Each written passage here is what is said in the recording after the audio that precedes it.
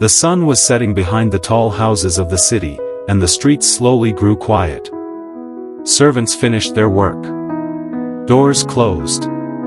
Lamps were lit. But in one corner of that busy place, near the gate of a grand home, a man lay on the dusty ground. His body was weak. His clothes were torn. His skin was covered with painful sores. Flies buzzed around him, and the smell of sickness clung to his skin. His name was Lazarus. Every day, he was carried to that gate and left there. He could not work. He could not earn money. He could barely stand. Hunger twisted inside his stomach like a knot that would not loosen. He watched people walk past him with baskets of bread, fruit, and roasted meat. He smelled the rich food drifting from inside the large house, and his mouth filled with water, but no one stopped to help. Inside that house lived a very rich man. The rich man had everything anyone could dream of. His clothes were made from the finest fabric, soft and bright, colored in deep purple. The color of wealth and honor. Gold rings shone on his fingers. His table was always full of food.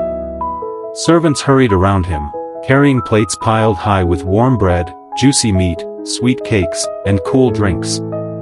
Every evening, the rich man held feasts. Music filled the air. Laughter echoed through the halls.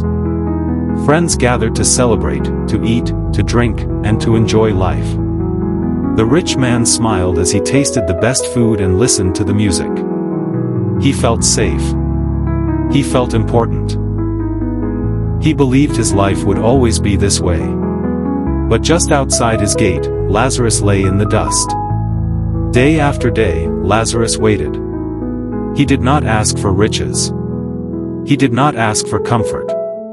He only hoped for scraps, small pieces of food that fell from the rich man's table. Even crumbs would have been enough. Even leftovers would have brought relief. Sometimes, dogs wandered near him.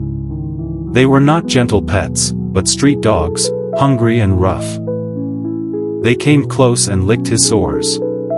It stung. It hurt. But Lazarus was too weak to push them away.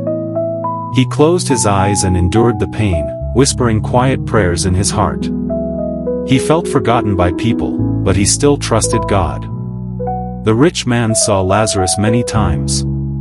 He passed by him whenever he entered or left his house.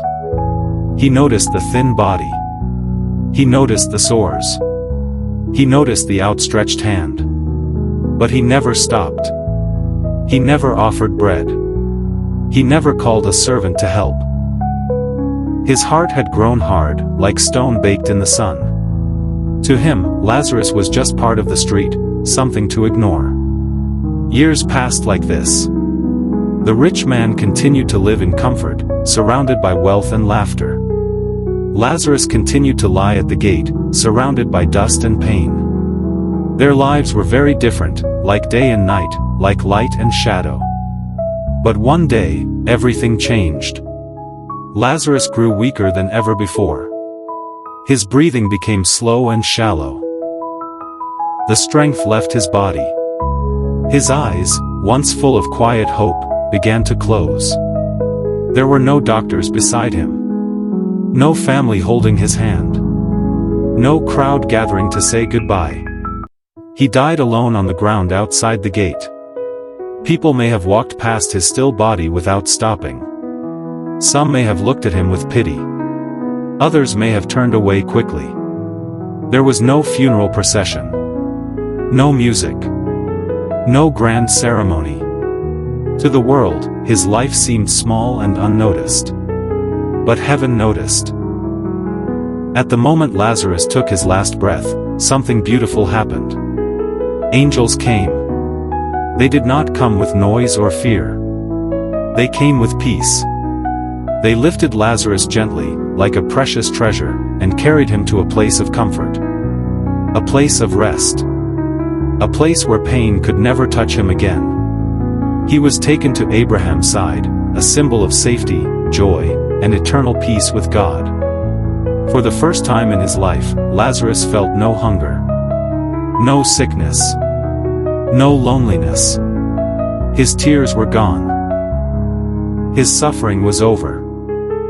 Warm light surrounded him, and a deep calm filled his heart.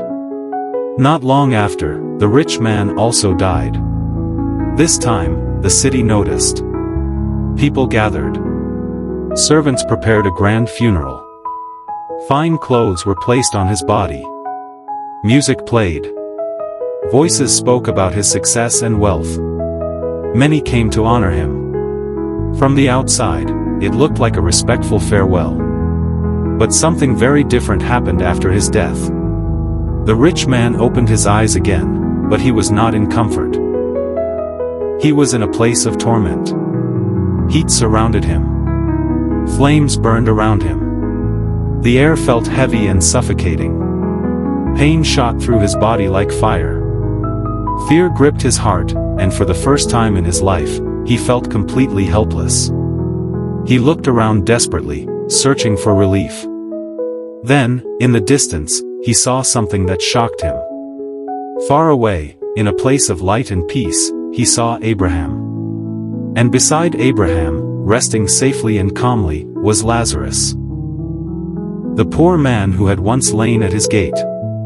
The rich man could hardly believe it. The one who had suffered was now comforted. The one who had been ignored was now honored. And the one who had lived in luxury was now in agony. A deep cry rose from the rich man's throat. "Father Abraham," he called out, his voice shaking with desperation. "Have mercy on me. Send Lazarus to dip the tip of his finger in water and cool my tongue, because I am in terrible pain in this fire." He did not ask for riches now. He did not ask for feasts or comfort. He only begged for a single drop of water. But Abraham answered with calm, sorrowful words. "Son, remember your life. Remember how you received good things while Lazarus received bad things. Now he is comforted here, and you are in pain. And besides all this, there is a great distance between us. No one can cross from here to you, and no one can cross from there to us." The words fell heavily on the rich man's heart. He realized something terrible. His time to change had passed. All the chances he once had, to show kindness, to help the poor, to soften his heart, were gone forever. His wealth could not save him.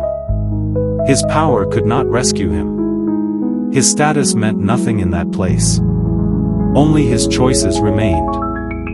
Fear filled him again, but this time, it was not just for himself.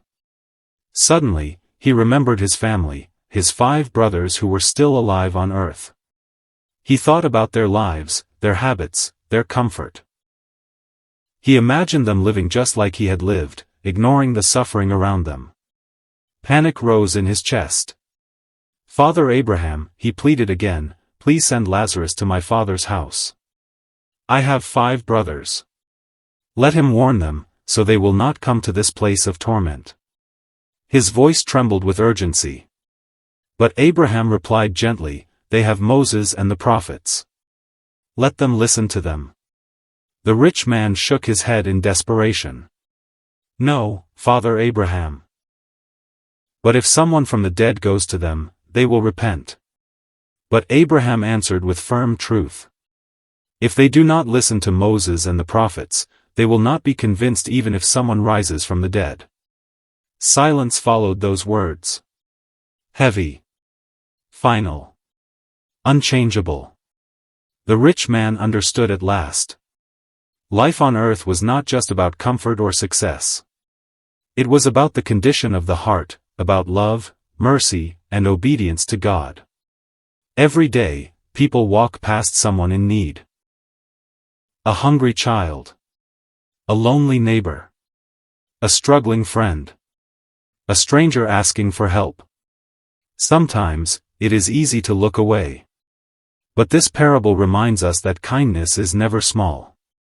Because life on earth is short, like a candle that burns for a moment and then fades. But eternity lasts forever. And the decisions we make today echo into that forever.